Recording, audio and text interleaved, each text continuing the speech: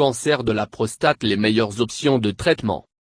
Le cancer de la prostate est une maladie dans laquelle, cancer, des cellules malignes se forment dans les tissus de la prostate.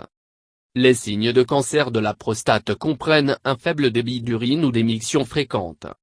Tests qui examinent la prostate et du sang sont utilisés pour détecter, trouver, et diagnostiquer le cancer de la prostate. Certains facteurs influent sur le pronostic, chance de guérison, et les options de traitement. Le cancer de la prostate est une maladie dans laquelle, cancer, des cellules malignes se forment dans les tissus de la prostate. La prostate est une glande du système reproducteur masculin. Il se trouve juste en dessous de la vessie, organe qui recueille et déverse l'urine, et en avant du rectum, la partie inférieure de l'intestin. Il est de la taille d'une noix et entoure une partie de l'urètre, le tube qui vide l'urine de la vessie. La glande de la prostate fait fluide qui fait partie de la semence. Signes et symptômes. Ce sont des signes et symptômes peuvent être causés par le cancer de la prostate ou par d'autres conditions.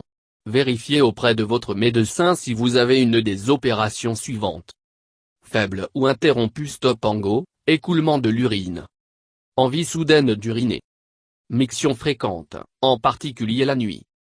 Problème démarrage du flux d'urine. Problème de vider complètement la vessie.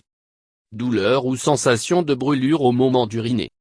Du sang dans l'urine ou le sperme. Une douleur dans le dos, les hanches, ou du bassin qui ne va pas plus loin.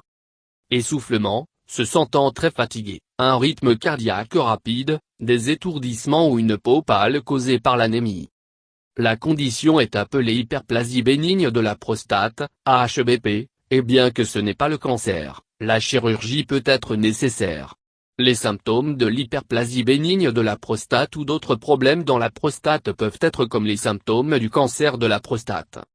Test. L'examen physique et d'histoire, un examen du corps pour vérifier les signes généraux de la santé, y compris la vérification des signes de la maladie, comme les grumeaux ou toute autre chose qui semble inhabituelle.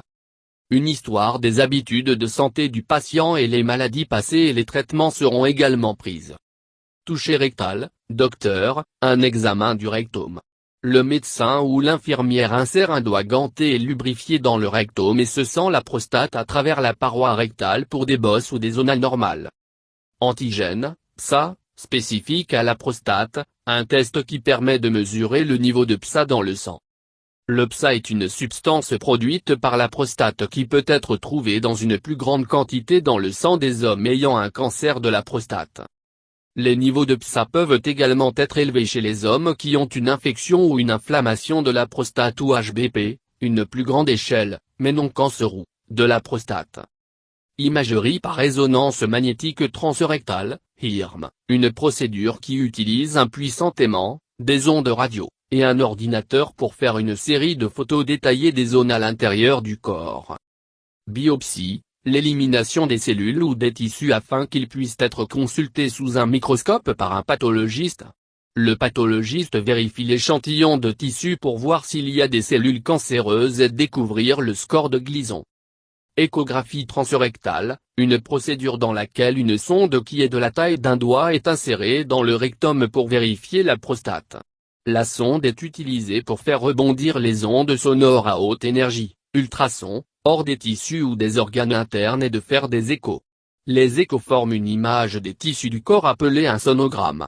Échographie transrectale peut être utilisée pendant une procédure de biopsie. Traitement du cancer de la prostate. Chirurgie. Il existe actuellement deux façons de faire le travail. La première est à la chirurgie ouverte traditionnelle, qui consiste à faire une incision dans l'abdomen inférieur. La seconde est une chirurgie mini-invasive, où le chirurgien utilise des instruments spéciaux pour effectuer l'opération par l'intermédiaire d'une poignée de petites incisions en trous de serrure taille. La chirurgie assistée par robot est un type de chirurgie mini-invasive qui devient une option de plus en plus populaire. Radiothérapie externe. La radiothérapie consiste à utiliser des rayons X ou des particules de haute énergie, comme les protons pour tuer les cellules cancéreuses et réduire les tumeurs. Ces jours-ci, il devient une science plus raffinée qu'un simple point-and-shoot. Un parcours typique de rayonnement comporte 40 quotidiens traitements en semaine de plus de 8 semaines. Les scientifiques étudient actuellement la sécurité de l'administration de doses plus élevées de rayonnement dans moins de traitements. Radiothérapie interne.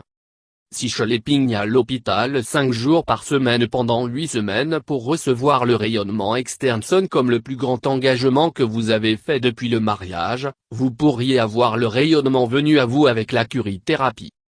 Voilà comment cela descend, dans une procédure de consultation externe de 90 minutes, alors que vous kickback sous anesthésie générale. Le chirurgien utilise une aiguille longue et fine pour implanter 100 ou 6 des grains radioactifs, chacun de la taille d'un grain de riz, tout au long de votre prostate.